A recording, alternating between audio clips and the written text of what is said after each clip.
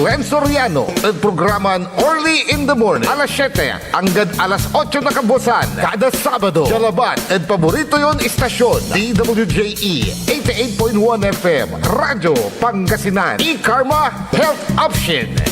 Mare! Kabigla ka naman, Mare, ha? Grabe, gimagana ka, ah. Mare, di mo sinabi na uwi ka pala ng San Carlos. Ay, oo. Namiss ko na kasi dito ang pamilya ko. Ito na palang San Carlos ngayon. Grabe, Mare. Ang laki na ng pinagbago. Siyempre naman, Mare, alam mo ba na dito sa syudad natin, malaki na talagang pagbabago.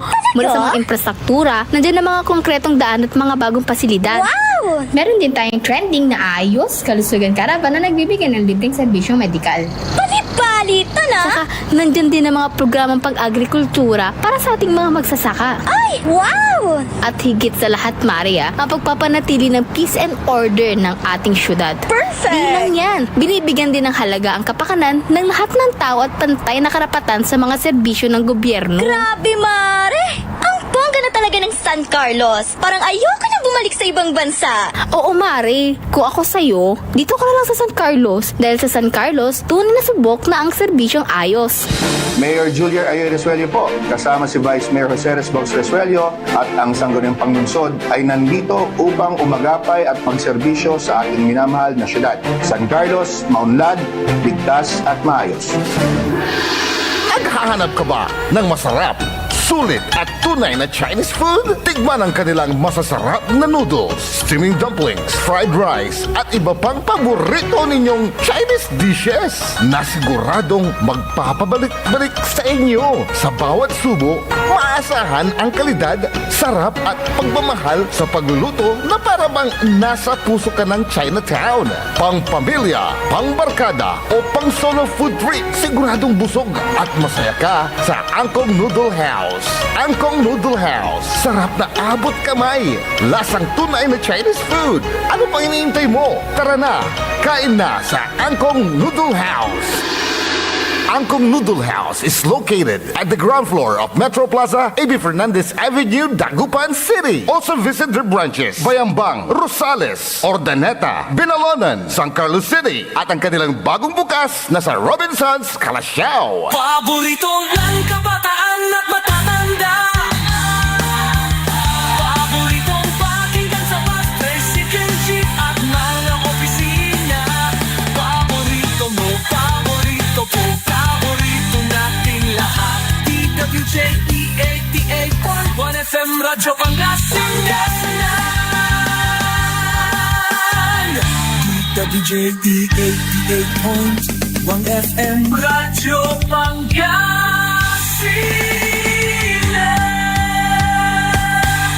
Paborito. Ang susunod na programa ay rated GP. GP? Ano yun? Garantisadong pampaborito! Ang lahat ng opinyon at pananaw sa susunod na bahagi ng programa ay galing sa host anchor at panauhin lamang at hindi pananaw ng mga producers at ng pamunuan ng DWJE Radyo Pangasinan at Pangasinan Gulf Waves Network Corporation.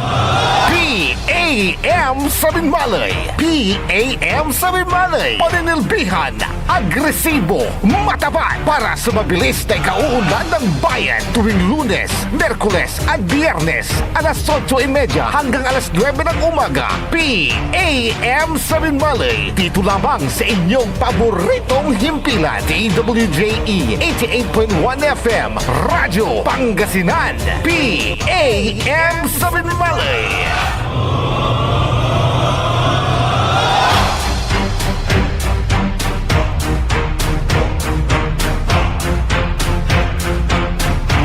Okay, PEM sa Binmalay, paninilbihang agresibo at matapat sa bayan ng Binmalay, bayan muna bago sarili. Siyempre, kalob kantabay tini at aspeto technical, si Engineer Fragile Kayabyab. Actor and amigo RJ Jimenez at your service always. Dana siyempre sa partner ko sa iyang programa. Partner Leon Elorde Castro Jr. sa Oscar na Binmalay Oscar President at Luyag na Pangasinan. Good morning, partner. Good morning, partners. Good morning at sa area amin na dumuring at sa programatan PM Binmalay. Salamat naman makabituyot at sa area kalugaran ta lalo sa Binmalay na God bless is sila namin. Yes, partner, kumusta ta na da balay na Binmalay? Kasumpalan niya karo man at agtala pasumpal may dalatdat na Mayor Pet Merera. Ya ang iterlamat na bilin da saray empleyado tan na partner. Partner RJ, siyempre bilang ama na sa bali tayo, so bibili ng tunay na so saray empleyado tayo at saray pangkamunganda na gusto ya panaga-iter na serbisyo sa saray bali na pod sa tayo public servant. Tani baba ka to, amin nagagawin to pangkamungan lang lamang na bahay na Binmalay na pod ang ganuntan niya tarakal si Wabara Distrito. Meron itong klase stricto pangkamungan na po wala mo. So, anong nang tayo, bunga na sa panistricto ng mayor, ba na rin manay, tungkol sa akin para kita na servisyo tayo. Anong nang yung sa matagila, so income na Binmalay, amin lawari at amin na ensya at maliliwawan natin. Katon, anong nang tayo, amin kay stricto ng mayor at pangkamungan na bali na Binmalay. No, sika at talagan manangaro da Binmalay tan wala so sa may kwanta yun na impuspuson na serbisyo partner at araratan at ganapag amay singa sintian araratan iran bilin nagatauntan na partner. Partner, Ali, siyempre, nunutan mo mo, magsiservice tayo balay, magsusulutid balay, at aratan ng taxes na rin totoo, nung kapuratan na siyudon tayo. Tan, minanabang tayo at saray, pangkamungan, tanarin plano timot, at agrabyado no sarat ay pangkamungan na itan din mayor at sikara partner, Ajay. Yes, tanantak, siyempre, natatalusan na saray empleyado, tanggapi room ya Gutman na mayroon ba tayo? Okay, Gutman na sa kabiyangan na sa liderato ng mayor at may napag naiter so dugan na serbisyo at saray kabaluyan partner. Partner, hindi ka tuloy-tuloy ng turamay as usual nagagawa ng mayor tayo siya kalabyan.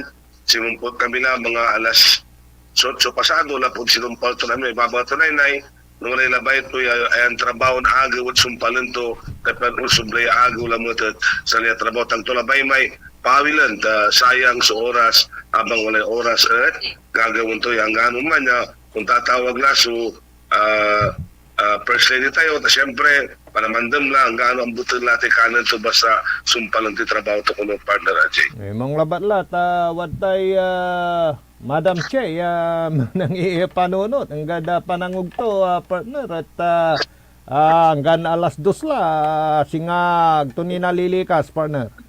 Partner Ajay siya team at siyempre no wala na so important yung trabaho tayo so naling walang tilatan so panangan lapod ito tilabat so sa may dugay serbisyo tayo at saray totoo partner Ajay. Yes, kumusta imbitasyon na da sika partner dita na da balay na linggayan? Partner bali-bali mo so panimbita da linggayan na dinulod na so saraman so inaing na saray senior citizen sa linggayan na po si Kwangko I was invited dahil nung sa nangyari na inimbita po ako ng ating mga Oscar at Piscap ng linggayan at nalaman natin mahinaing nila at mga kailangan nila sa kanilang barangay tulad ng yung pag 50-50 ng ating 1%.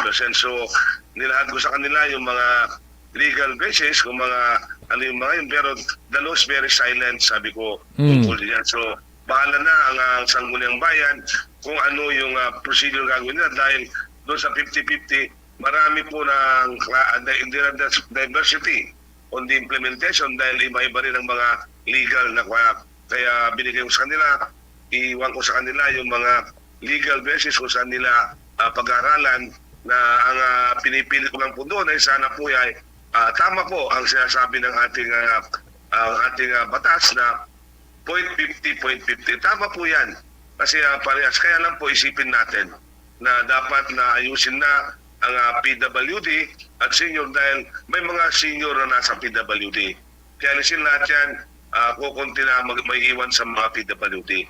At kung gagawin natin yung procedure na hindi siya ratio, 50-50, kawawa ang mga senior kako dahil sasampulan ko sila sa isang barangay, 400 ang isang senior, mga 50 lang po ang kanilang PWD. Kung hinati mo yan ng 50-50, kung ang pera nila ay 10,000, 5,000 sa 500 at 5,000 sa 20 lang na PWD. So, Sabi ko, oo. nawawala ang essence at nawawala yung logic ng 50-50. Ang sa amin sa Binmalik ako, ang 50-50 ay, for example, 100 ang isang makakanggap ng isang senior, 100 din sa PWD. Yan ang tinatawag natin na logic ng 50-50 ratio, partner Anjay. Para parehas. Sa mga nakikinig pala, ako na magsasabi, si partner Leon Elorde Castro Jr., dahil siya yung OSCA President ng Pangasinan, ina-invite po siya kahapon sa sesyon ng Sangguniang Bayan dyan sa bayan ng Lingayen. Tama yung sinasabi mo, di parang ibilang na yung bilang ng PWD sa senior citizen saka equally divided. Yun ba yung gusto mong sabihin, partner? Yun ang ginagawa namin doon sa Binmalik, partner Anjay, na ganun para parehas naman. Na siyempre ang nagrason naman ang ating MSWD, si Madam Lucina, sinasabi niya dapat atin dahil marami naman ang pangkailangan ng ating mga PWD. Ang dami yan, sabi niya. Sabi ko naman, but a part of the budget of the municipality, of the region, and the national, ay mayroon naman programa para sa PWD. Ang isipin natin, yung binibigay yung mga wheelchair, kasama ng mga senior. Kaya dapat ganun na lang po. Ang sinasabi na ganun. Meron daw tayong programa na social pension. Ay sila kung sila ako, ang social pension ba ay tama ba? Ang pamimigay ng social pension? Pati si Madam Licia, sabi niya, mali-mali rin eh. Kaya sabi ko doon, huwag natin naman kasi, sinabi ko doon na ang mga taga-Lingayen, ang sinisisi po ang ating MSWD. Pero pinagsabihan ko sila na huwag natin sisihin ang ating mga co-empleyado dahil ito yung mga sumusunod sa batas. Ang dapat natin labanan ay nasa taas. Kasi biro mo, ibababa nila. Posible naman na tayo mga empleyado tayo susunod. Ngunit, sa akin naman, kung mali naman, dapat itong mga nasa empleyado natin na kaya nila magsalita, dapat ipaglaban yung maling proseso na ginagawa ng ating gobyerno. Hindi dapat tayo manahimik na alam natin hindi ito makakatulong kundi makakasira sa kanila. So yung sinabi ko, kaya I urge the Masca of the Lingayen na sinabi ko, ngayon na ihain ko na ang inyong mga gustong mahatid sa ating gobyerno. Kaya yun lang po, huwag na pong pag-initan ng ating disability dahil sila po yung empleyado na katulad natin at hindi sila sumusunod lang sa mga batas na binababa na nagmumula sa taas. Kasi yun lang po ang hiling ko sa kanila po. Kasi nasa batas yan, dapat din talagang sundin. So, paano yan? Nasa sistema na ng mga nasa baba, partner. Yung 50-50 na yan, tulad ng ginagawa nyo dyan sa Binmalay. Kasi, alam mo, partner RJ, that is local funding. So, ang national, ang Sangguniang Bayan, sila ang anong gusto nilang mangyayari. Kung mga national naman funding, hindi natin pwedeng talagang galawin unless may amendment na gagawin na magmumula sa taas. Pero pag local, bahala na po ang ating Sangguniang Bayan, bahala ating mayor, kung ano mga priority bilang silang gagawin nila, kung ito dapat ang gawin dahil patas ang labanan o kaya ito dahil ito kailangan. Kaya sabi ko doon, yun ang sinabi ko, kaya sabi nila, pinaiwan nila sa akin yung mga kailangan pag-aralan nila at ako naman ay masaya dahil ito yung kanilang pinag-aralan ngayon para maibigay yung mga hinaing ng ating mga senior citizen, hindi lang sa Lingayen kundi sa buong Pilipinas para pantay-pantay po at hindi po masisisi ang ating mga kawawang empleyado na silang nag-implement. Parang alam mo sa mayor din pag gumawa ang ating mga SB, siyempre, ang ating mayor ay ibibito kung alam niyang mali. Oo, kaya dapat tama naman. Sana, yan ang hiling ko sa ating mga empleyado rin na katulad natin na ipaglabang natin ang mga karapatan ng ating mga kapwa senior dahil alam natin na mali yung nilabas, ba't pa tayo susunod, alam natin baluktot. Dapat yung baluktot ay tutuwid. Yun lang po ang hiling ko sa bayan na Lingayen at hiniling ko sa kanila na dapat pag-aaralan ko maigi at ang pundasyon ng ating gobyerno ay ang mga senior citizen. So, Kung walang senior citizen, walang gobyerno. so, Kaya sa... yun ang hiling ko sa kanila. So sa kabuuan dyan sa Binmalay, anong ano dyan, naging kinahinatnan na partner? Sang-ayon naman sila, pati MSWDO.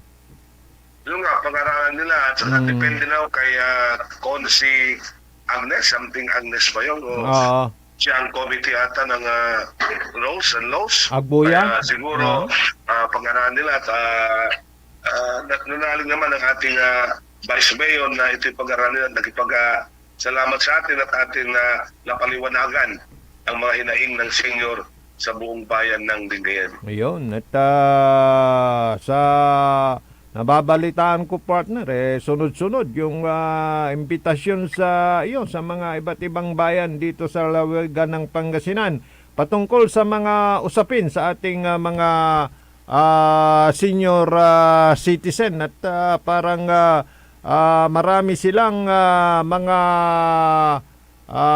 kailangan pang malaman na mga panuntunan. Oo. Sa 26 ba yun? Sa Santo Tomas at I was informed by the OSCA of sa OSCA ang Bani dahil they are trying to invite me to the Sangguniang Bayan din para ipaliwanag dahil pareho po ang problema ng Bani at ang ating ibang bayan. Kaya itong mangyayaring meeting namin with the PESCAP, the focal person, the MSWD in the province, and I will ask Marvin to Sir Marvin na imbitan nila ang DILG, ang COA at ang ating ibang ahensya na para mapaliwanagan natin at maging centralized ang ating kung saan natin anong gagawin natin para malaman na natin kung nasaan talaga ang mga pang-ayuda ng ating mga senior. Kasi alam mo, marami ang mga nakikita na napapakinggan natin na mga project ng ating gobyerno, ang ating gobernador, ang ating ating sa lalawin ng Pangasinan. Kaya lang, wala pong coordination lang hinihingi ko. Dapat ibigay sa mga lokal para alam natin kung saan tayo hihingi ng mga tulong. Yun lang hinihingi ko mamaya pag may meeting kami sa Friday para malaman nila na marami mga magandang programa na walang implementasyon dahil hindi po na-disseminate dito. Alam nila naman, there are diversity sa lahat ng mga ating mga senior dahil may mga ibang senior dyan at hindi lang tulad ng Binmalay at mga Danataw, Manawag na binabayaran ng gobyerno ang kanilang 200. So they will become a member of the member of the PESCAP. Sa ibang bayan kasi, may mga hindi pa membro dahil wala silang pambayad na 200. So, paano natin ito ilalahat? Kasi ang BASCA, at the age of 60, you're already a member of the BASCA, Barangay Association, o kaya, dapat sana ang ginawa na nila, hindi na PESCAP sana BASCA Association of Pangasinan. Ay, ito pa. Yun lang ito siguro we have to amend at ipapasok natin dahil itong PESCAP is a private organization. Ngayon kung ginawa nila na BASCA Association, parang liga yan. Liga ng mga senior citizen sa bayan. Sa bayan. At sa barangay, kamot, mayroong representative sa bayan. Ngipin sa taas. Ang PESCAP kasi, tingnan mo, is a private identity yan. Magbabayad ka bago ka magiging membro.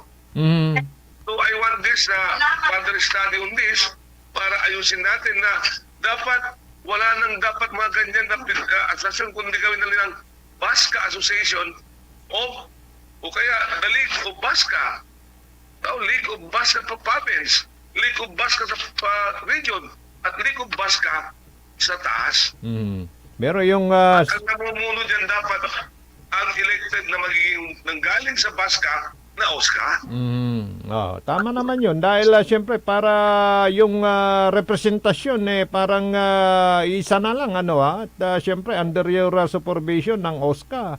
At para lahat ng mga benefits na dyan talagang mapag-usapan at may diretso sa ating mga senior matututukan in Yung short. kahapon na nangyari sa amin din doon, nakita natin yung direksyon, kaya siguro mapaliwanagan na itong mga MSWD, PSWD, alam mo kasi, iba yung control, iba yung supervision. Tama naman. Diba, the OSCA have a supervision within the BASCA and the BASCA and the PISCAP. Tulad din ng DSWD, mayroon siyang supervision, hindi na control naman ng OSCA. Because silang gagawa dapat ng mga plano nila, mga project nila, then they will ask they will pass it to the MSWD to check on this project kung tama at ito'y para sa mga senior. Saka yung- Hindi yung sila. Saka Kasi yung nila ano- alam ang problema sa karami ng kanilang hinahawakan. Hindi nila alam ang problema ng bawat isa. Ang dami Yun ang daming dapat kong privilege speech Oo. doon sa meeting namin para malaman na dapat iba ang supervision, iba ang control. Pag sinabing control, paano may kukontrol yung OSCA? Ihawak ng mayor. Di ba? Ay, ang OSCA naman, dapat yan titingin.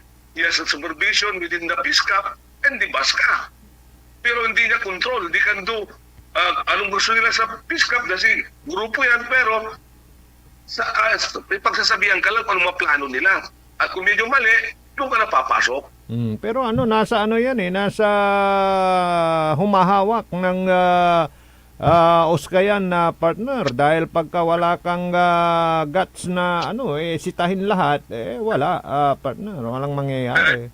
At saka sa Binmalay, may karapatan ang OSCA dahil ang pera nila sa PISCAP ay galing sa gobyerno. Bala, oo. Diba? Kaya kahapon, ganun na lang, kaya yun sa Binmalay medyo ayos na rin dahil meron tayong mga hearing kahapon din sa Binmalay at nilabas sila yung gano'n na may mga, alam mo, itong mga matatanda na, bas ka na, yun ang mga makumplain dahil nung ginagawa na niloon, ay nabago ko. Sino gusto rin mayor? Yung old practice, yung old practice nila, partner. Kasi doon, inamin ng isang OSCA doon sa kwan namin na hindi siya lumilibot. Paano malalaman ang problema ng bawat senior? Sayang lang ang bayad sa'yo ng gobyerno. So, sa akin naman, dahil yan ang mandasyon ng ating buting mayor, so I have to go around dahil pag may nangyari at walang natatanggap yung senior, sinong kawawa? Di ang OSCA. Yes, The ahensya ng gobyerno na dapat tingnan nila at sila makipag-coordinate sa DSWD sa mga kailangan ng mga senior citizen. Saka bari-bari tamaan wag magalit Pure Los Venus wala ra may OSCA head alam mo na political accommodation just nandiyan lang, di ba? Hindi naman masyadong gumagalaw parang ganun partner kaya tuloy yung mga ibang benepisyo na dapat may paglaban wala partner. Oo, partner, kaya sabi ko, I urge all the OSCA president na dapat kung talagang gagampanan nila ang kanilang mga obligasyon at mandato, wala akong problema sa mga senior dahil katulad ko, partner, kaya ako na pumupunta at nagipag-meeting sa mga BASCA dahil mandasyon ng gobyerno yan, dapat iatid mo sa kanila kung ano yung mga nagagawa mo sa taas at kung anong mga binibigay taas sa'yo na pangalaga sa ating mga senior. Ito nga. That is the dissemination of programs of the government para alam naman ng mga senior na may programang gobyerno. Tulad ngayon, hindi namin alam. Ngayon tanong ko sa mga disability doon sa Lingayen, what are the programs of the government regarding the senior? Una, sabi nila, SOCPEN.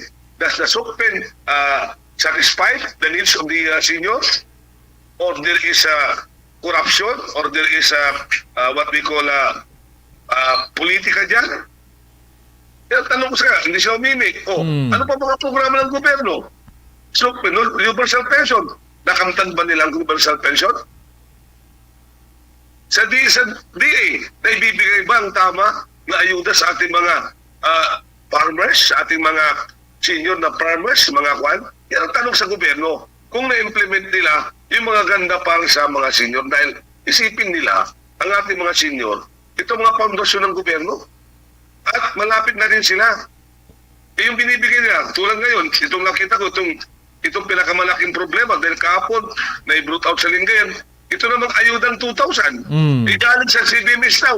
Naku, makakalito yan. Pati Kapitan Kawawa, pati Mayor. Kaya ating buting Mayor, pinapatawag natin ang ating mga disability. Then paano yan? Sabi ni Sina kahapon, hindi lahat ng barangay mayroon. Kawawang Kapitan. Alam mo, hindi na inisip basta sila gumagawa ng isang proseso na kawawang mga empleyado nila. Isusisi ng mga mayor, isusisi ng mga kapitan, hindi sa balude. Kawawa naman yung mga tao. Saka yung manpower ng DSWD, kaya kung minsan kamali sila sa sa mga listahan na sinusubmit sa mga, di ba? Marami ng mga aberya na nakaproblema sa listahan, partner. Yun nga problema, partner. Kaya dapat, sana, gagawa silang proseso, magtatanong-tanong muna sila sa pinakabababa at tataas. Hindi yung sila, hindi alam ang problema sa baba.